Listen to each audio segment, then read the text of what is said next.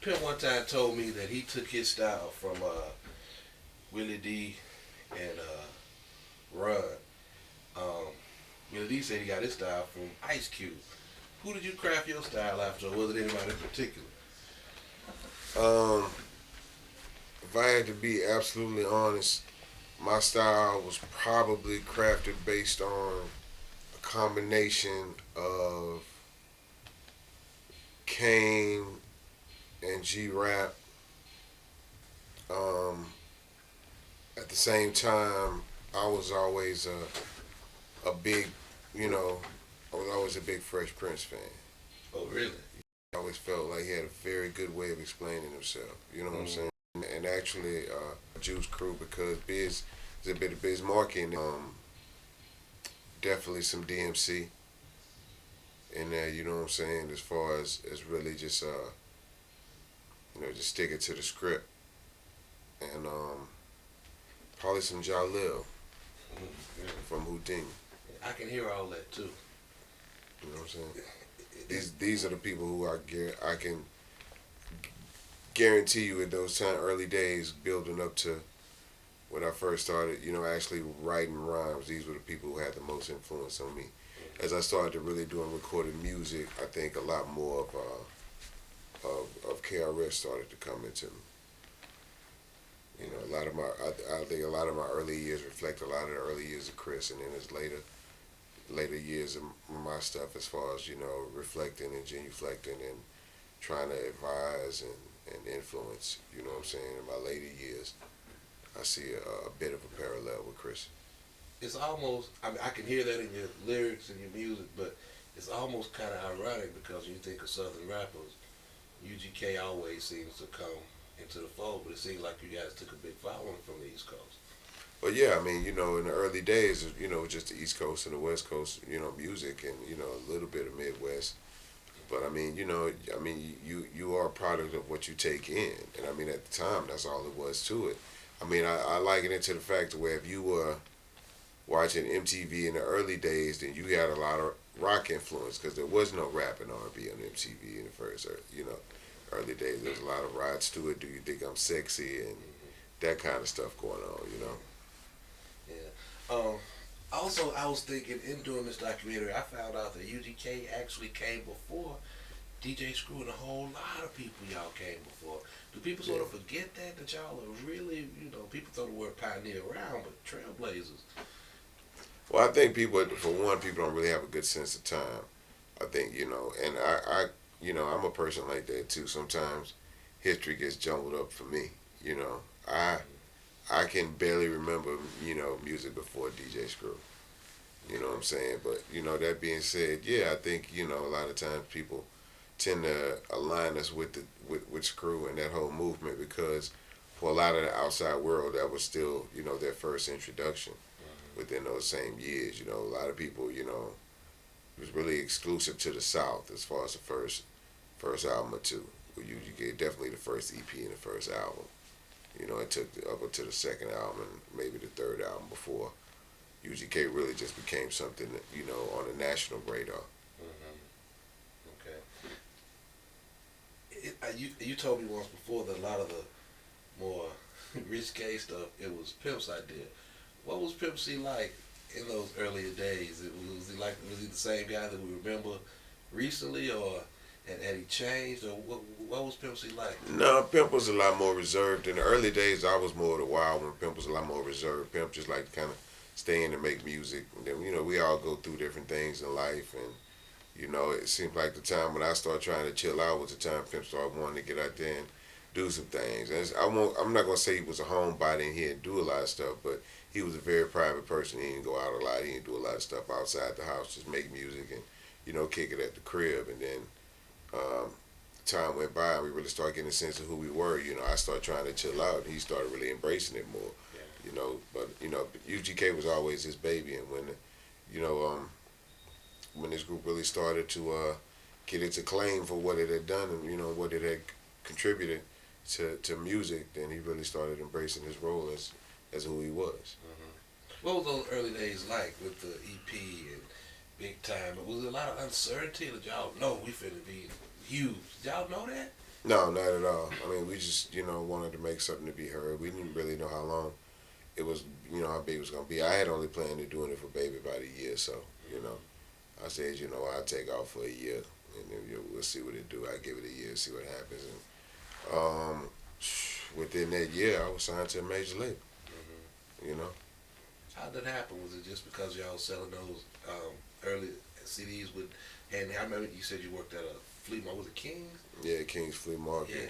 Well, the guy that owned the record store was the guy who put us out. Okay. So we were selling music in the store. I was selling our music back then. But yeah, I mean, we did like 50,000 copies independently. This was still back when a lot of the big retailers like Gonzalez Music and Southwest Wholesale and Big Checks Wholesale, and a lot of these people who were really supportive of independent music back in the days were out there buying the product, helping to push the product, supporting it, and the streets got it and they loved it. Mom and pops, definitely, this, not just the Best Buys and all that, because back then there was no Best Buy situation. It didn't exist as a chain. So back then, with us, it was the stick horses around Houston and, places like Peaches in New Orleans and, just all these different places, Serious Sounds and, all these different independent mom and pop stores who really embraced us and pushed the product and helped to make us who we were, you know. What was it like going through that change, that transition from local to influencing all these children? It just gave you a better sense of who you were, because we was running around kind of loose, just really doing whatever, and once we started realizing that people was actually taking lead, taking their cue from us, then we started really, being more conscious of the moves we make and the things we say, but at the same time, we weren't going to bite our tongue because it was important that people knew the truth about situations. I mean, it's very humbling, and it's a very huge honor for people to say that they are inspired by you, and whatever they say, they come up on you, and a lot of the word I hear a lot of times is raised. You know what I'm saying? I like to think that UGK was, that father figure for a lot of people that necessarily didn't have a father figure at home. That's why with a lot of records we try not to be ignorant to certain issues. We try to keep it all the way 100. You know what I'm saying? Even though it was street music, it was gangster rap, whatever you want to call it, but every UGK album that I could think of, it had a message in it. It was like, I'm gonna give it to you, I'm gonna spoon feed it to you. But is that what y'all intentions were, or did it just happen that way because you grew up on? No, I mean we definitely wanted to give back. You know what I'm saying? Game, if nothing else. You know what I'm saying? We weren't, people with big record deals and a lot of media attention and outlets available to us at the time. So for us, it was really about, what do we leave people with at the end of the day? You know what I'm saying? And beyond the beats and the rhymes and the cool little flipping of the style or whatever, what do we really leave people with?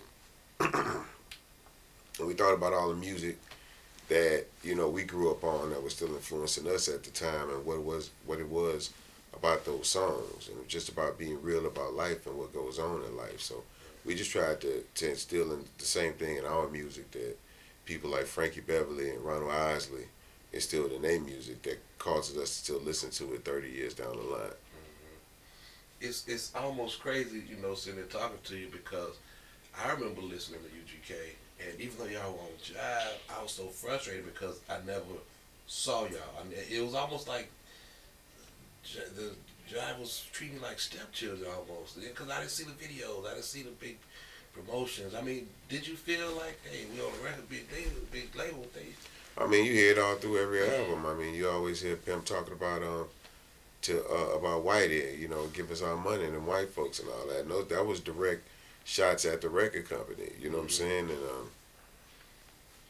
I mean, we definitely felt the effects of the situation. But at the same time, not having a record company to actually lean on and a record company to be a crutch for us caused us to be more independent, caused us to learn different ways to make money. It taught us how to maximize our situation and taught us how to keep going and stay afloat. You know what I'm saying? And not being all the way dependent of the record company. So that way we could take a year or two in between albums because we were still able to get money. Yeah.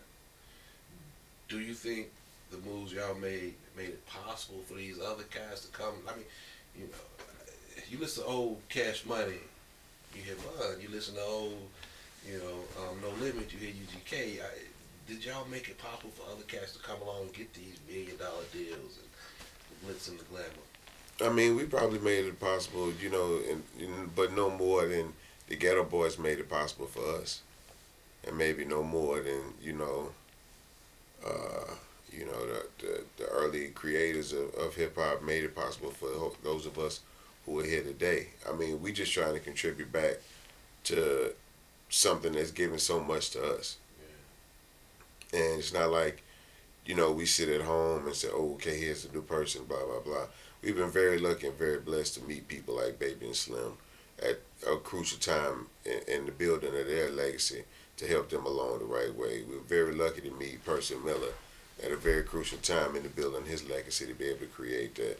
The same thing with so many other people, with the Young Jesus of the world and the Gucci Mans of the world and 50 Cent. I could go on and on by so many people who, if you could look at the beginning, that either me or Pimp or both of us collectively were right there. And I just think it's a beautiful thing because, I mean, that's what this is all about. We were lucky to have the Too Shorts and the E40s and the J Princes and the Willie D's of the world, give us game to help us achieve what we've been able to achieve. And we just felt like that was necessary for us to do to the next generation.